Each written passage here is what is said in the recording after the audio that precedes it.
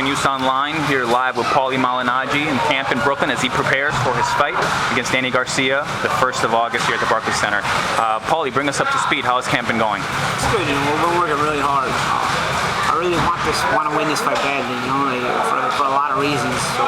So it means a lot, and I feel like it could really put a good stamp on my legacy that I've left in boxing. If I could get a win like this, So I'm training really hard because I feel like the way people will remember me depends a lot on how the result of this fight winds up. You don't ever want to be remembered for one fight, but I feel like the result of this fight, the way I'll be remembered, it hinges on it. And so I really, for that reason, it means a whole lot. The way I'll be remembered as a fighter. Around this time last year, shortly after suffering the defeat against Porter, you contemplated retirement. Tell us what compelled you to bring him back. This time away, I started feeling better. I didn't feel too good after the Porter loss. I started feeling better. When I got back in the gym, I felt like I still had a good sense of timing in there, and I'm a thinking kind of fighter, and so I feel like maybe even if you don't have the natural ability, a lot of the natural ability is there, maybe not 100% of it, but if you make up for it with some kind of intelligence, which I feel like I have, you can balance it out, and I feel like it's just about finding that right balance between the ability I have and matching it with the ability I've lost with the talent I've gained. With the intelligence I've gained. So that combination is what you hope will propel me to winning at the highest level still. So you actually were scheduled to fight Danny O'Connor back in May. You suffered a cut and then had to pull out of the fight. Took 2 weeks off and then got right back into training. So essentially you've been on back-to-back training camps. How's your body handling it? You're 34 years old. How are you feeling? Yeah, it's gone okay. I felt like 2 weeks off after the O'Connor camp was just enough time to rebound a little bit, but not enough time to get rusty. So it was kind of like just right. It was kind of what I did when I was younger. I used to fight and then take a couple weeks off and then get right back in the gym. So it kind of had that same feel to it, where it was back when I had a lot of passion for boxing, and so it kind of gave me that push again, where I felt like a young guy again. Like, man, I'm right back in the gym and I'm sharp. The good thing about this camp was because my weight hadn't jumped out of control, we were able to just jump right back in, and I feel pretty sharp. So we were able to work on the entire game planning for Danny Garcia almost the entire time. We didn't have to worry about, okay, let's get in shape first, then we can start doing this. So let's lose some weight first, then we can start doing this. We kind of just started doing what we needed to do right away. We had to wait a little bit to spar because of the cut, but we worked on game planning and technique right off the jump because we were sharp enough to do it. You've been ringside for a few of Danny's fights. Tell us what strengths do you see in your opponent, and then conversely, what are some holes that you feel you might be able to exploit? I think just like all of the fighters, Danny has had nights where he's looked really phenomenal, and there's nights where he's looked a little suspect. Not every night is your best night, but on nights where he's looked phenomenal, he's beaten world-class fighters. On nights where he's looked suspect, he's looked a little suspect against world-class fighters. The bottom line is he belongs in the ring at a world-class level, and I feel I belong in the ring at a world-class level. I feel like we're both big names in boxing. No matter which way you twist it and look at it, I feel like this event has a chance to really gain some viewers because I feel like I'm a known entity in the world of boxing. I feel like Danny Garcia is a pretty known entity in the world of boxing. So I feel like this is an important night for PBC, ratings-wise, ticket selling-wise, and obviously for both of our careers individually as well. Tactically, are you working on anything specific with regards to being able to? Obviously you'll have a game plan, but have you made any major adjustments to your game? I feel like people always look for a particular thing they have to look for in the opponent, but I feel like Danny has seen my kind of style before, or maybe not. Every fighter is different in their own way, but I feel like Danny's fought boxers, especially of late. He fought shifty guys of late, and maybe he hasn't looked great, but at the same time, those are things that make you go back to the gym and learn, and then make you go back to the gym and work on those fundamentals. So I expect a very improved Danny Garcia for the reason that he knows what he's got to work on based on the recent run of results he's had, and also based on the fact that he doesn't have to struggle to make the weight anymore. He's going to fight at welterweight. So I expect a vastly improved Danny Garcia from the recent Danny Garcia. On the overall tip, Danny Garcia is a solid fighter. We've seen him dominate against guys like Lucas Matisse. We've seen him win by knockout against guys like Amir Khan. Beat guys like Zab Judah. Even before he won the world title, he had wins over Kendall Holt and Nate Campbell. this is a guy who hasn't had it exactly easy compared to some of these other champions that have had title belts. So I feel like his character is very tested, and I feel like his character shouldn't be questioned, and it's unquestionable. His chin is unquestionable. So by that token, I feel like at day's end, I'm dealing with a fighter that I'll probably have to pack my lunch. I mean, not that I end up getting a lot of knockouts anyway. I feel like I'm in for a long night, a tactical fight, a fight where a lot of things are going to come into play, tactical things, adjustments, intelligence, timing. A lot of things are going to come into play. It's going to be a complete kind of boxing match. Ups and downs in fights, momentum changes and things like that.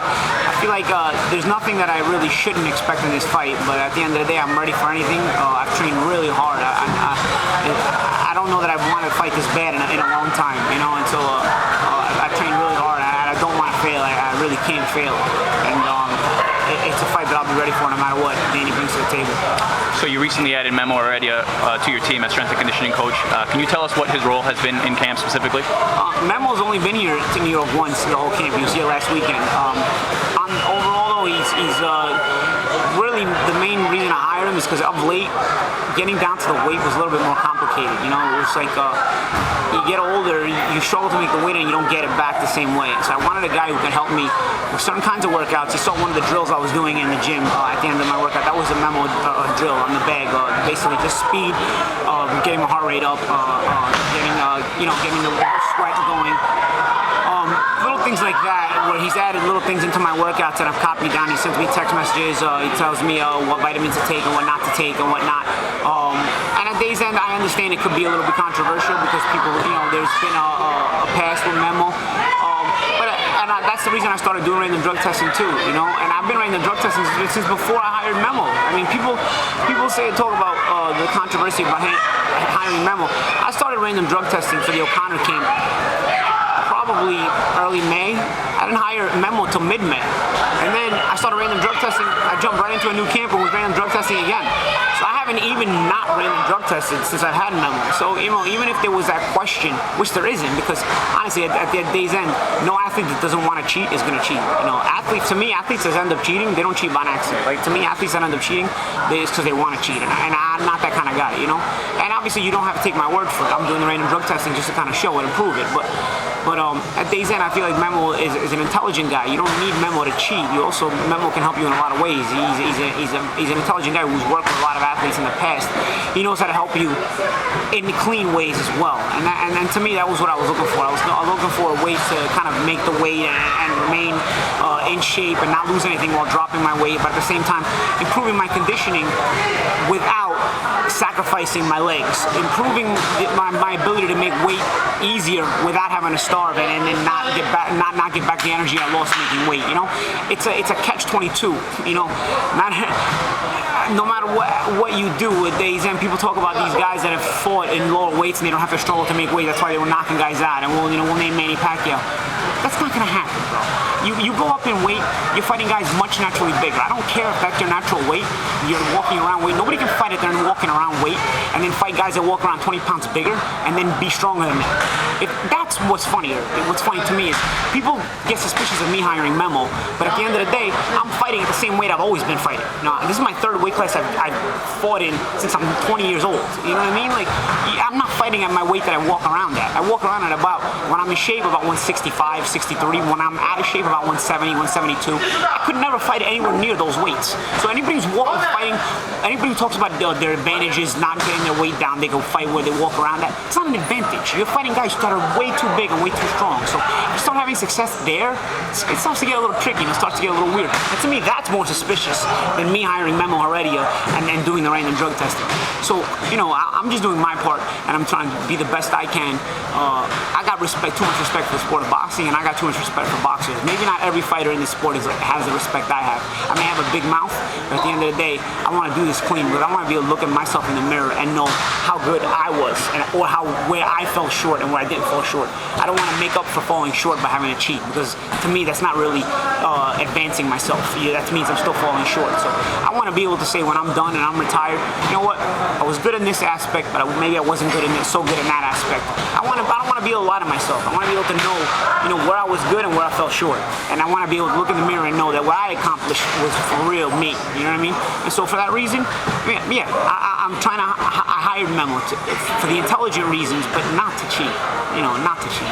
You've gained a lot of respect as an analyst, Paulie, because of what you just said. You tell it like it is. You don't pull any punches, no pun intended. So tell us about your opinion of boxing since the last few years. You had a famous tirade after the Broner fight, and now you've been working with Heyman now for a few fights. So tell us what it's like behind the curtain. Well, here's the thing. And that's another thing. People call it hypocrisy because I talked bad about Heyman and then I signed with Heyman. But here's the thing. I sat down and I talked to Heyman and his people. You know what I mean? They explained to me what they could do for my career and what they couldn't do for my career. And they gave me some assurances. When you sit down and you talk to somebody, sometimes you're angry with somebody. Sometimes you don't get along business-wise with somebody. But then you sit down at the table and you discuss business and you discuss the way things are going to be and the way things could be. And you work out a deal where it's mutually agreeable. Basically, that's what happened. You know what I mean? It's not hypocrisy when I sit down and I make the wrongs right, or the wrongs that have been done towards me get made right. Al Heyman's treated me better than anybody that has ever treated me in boxing.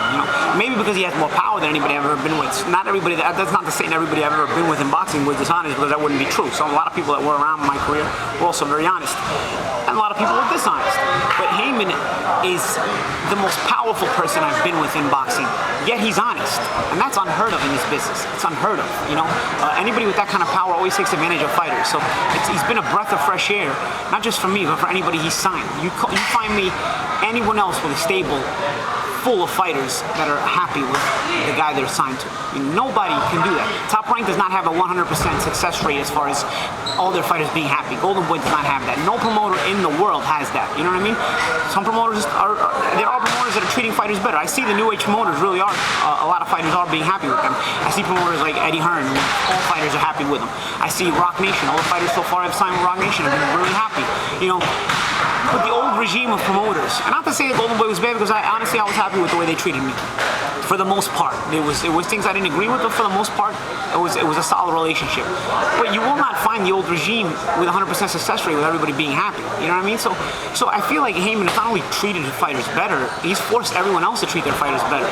And for that, it's making the sport better for athletes, not just for fans. The fans, you get much more boxing on television, so there's nothing to complain about, even if they will find something to complain about. And for the fighters, this is the best time to be in a sport of boxing. In the past, you were walking through a minefield if you were a boxer in this business, because you might be good and still not make any money. You know what I mean?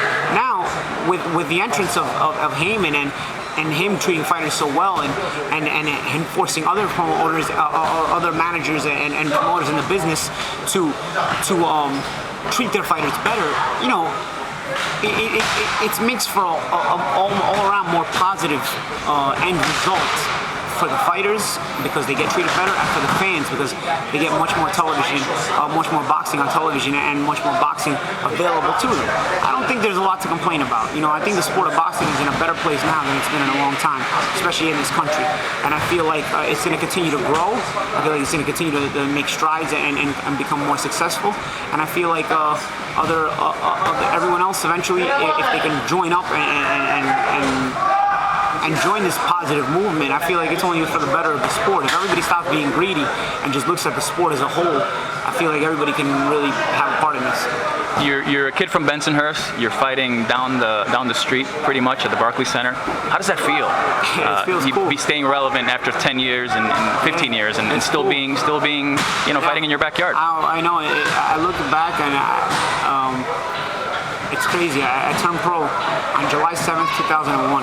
And that's 14 years ago, maybe 2 weeks ago, 14 years. It's crazy. It's crazy I've been a pro this long. I'm able to still continue to be at this level. I'm born in Brooklyn. I'm born in South Brooklyn. I'm raised in Bensonhurst. I'm born in South Brooklyn. I'm born like 5 minutes from the Barclays Center. You know what I mean? Like I'm born in Long Island College Hospital, which is on Atlantic Avenue all the way down. So I'm born on the same street the Barclays Center's on. You know what I mean? So it's crazy where my life's taken me sometimes when I think about it, and where my life still remains. But I'm happy. And I feel fortunate and I feel blessed. It's been a roller coaster ride. It's been up and down. Sometimes some of the road bumps, sometimes I didn't expect. I didn't know how I would deal with them, but I've dealt with them. And somehow, some way, because I've got that grit and I'm determined not to fail. I'm still here, and I'm going to continue not to fail. You know, no matter what. I feel like at the end of the day, I'm a very driven person, not just in boxing, but in whatever things I do, and I'm very happy being a part of this business and being a boxer and also being a commentator. For your last question, I'll ask you to put on your analyst hat, your commentator hat. The big fight, Floyd's 49th coming up here this September. Any idea who you think he might pick, and then how do you think he might fare against your old opponent, Amir Khan? If they go down that route. You know, I feel like Khan can be a tricky opponent because if you leave Khan time to think, he can really start sharpshooting you, and he's got really fast hands and he's got a good control of range. One thing we're starting to notice about Khan, though, it's the only way he knows how to fight. So anybody who presses him gives him trouble because he doesn't know how to. If you're going to be a fighter who goes backwards, you have to know how to give different looks. If you're going to be a fighter who goes backwards, you have to give this look. Sometimes you have to give this look. Sometimes you have to change the look defensively so that as a guy keeps stalking you, he keeps having to adjust to the target while you can keep picking him off with your speed. Khan has the speed. The problem with Khan is he has one look, and that's it. And once you figure out that look and you bring it to him, he has a lot of trouble. Now, you have to fighting on the back foot, for instance. Yeah. Yes, you have to bring it to him. You can't leave him time. If you leave him time, even if he's got that one look, he'll pick you apart because he's got time. He'll pick you apart, and that speed and that range control will pick you apart. But if you start taking it to him, he doesn't have the ability to change looks. That's it. Once you figure him out, you figure him out. And you have to have the ability, not just the intelligence to figure him out, you have to have the ability to pull it off, which is hard because coming forward against a guy with that kind of speed, you got to take some shots. Chris Algieri showed a lot of grit in that fight, and it was a close fight. But he had to take some shots coming forward. Now, does Mayweather have it in him to be able to take those shots? Because let's face it, no matter what, even if he's coming in the best defensive fighter in the world, Khan has fast, his hands are too fast. He's going to clip you on the way in. Does Mayweather have it in him to maybe take some shots to bring that pressure forward to Khan? Because people that are going to say, oh no, Floyd just won't get hit. Nobody's that fast. Floyd's great. Nobody's that fast. So it's still an interesting fight for me. I feel like Floyd knows what to do. I feel like Floyd, at this point, the cat's out of the bag with Khan, as opposed to before, maybe it wasn't.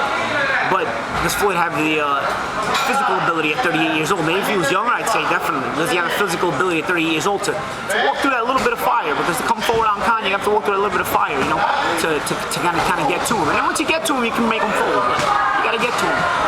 I think it's a trickier fight than people think. Now I'm hearing Andre Berto as well in the last couple of days for Floyd. It's you know, they're all weird fights because Floyd is, to me, Floyd is not the same Floyd that was the great Floyd Mayweather, the prime Floyd Mayweather. You know, we all pass our prime eventually. It doesn't make Floyd any less great. To me, in his prime, I can't pick a guy in history that might beat him. You know, it's interesting. You know, maybe stylistically making fights maybe like a Tommy Hearns because styles make fights, but not because Tommy's more complete. Just because, you know, he's a nightmare to deal with. If you look at Tommy and Ray Leonard, Tommy actually won more rounds than Ray Leonard in 2 fights, but he lost one. You know what I mean? So, you know, because Ray had the intangible to be able to pull the knockout out of the bag when he needed it most. That's an intangible, and that's why people learn to love Ray Leonard. So if you looked at Tommy and Leonard in different generations, you would think, oh man, Tommy would always beat Ray Leonard. When they fight, and you look at the amount of rounds Tommy won, he won more rounds. So you would think that it still stands. Tommy should be Ray Leonard, but there's the intangible that Ray Leonard showed us. So because Tommy and Mayweather are in different generations, you think, again, same kind of thing. I think Tommy stylistically might beat Mayweather. It doesn't mean Mayweather's not the more complete fighter. And we don't know about the intangibles of Mayweather because we've never seen Mayweather in that situation. But it's interesting. It's all debatable. Mayweather's a great fighter. Hearns is a great fighter. Leonard's a great fighter. You know, we can have these debates forever, man. But that's what makes boxing fun. To close it off, Paulie, what message do you have for your fans in the UK and around the world? Just listen to my podcast. That's going to be the next big thing. Paulie Malignaggi, Peter Cards right there. Brooklyn to the world. We're on once a week. We discuss anything and everything, including boxing, but we kind of stray off the subject and we go on tangents about a lot of different things.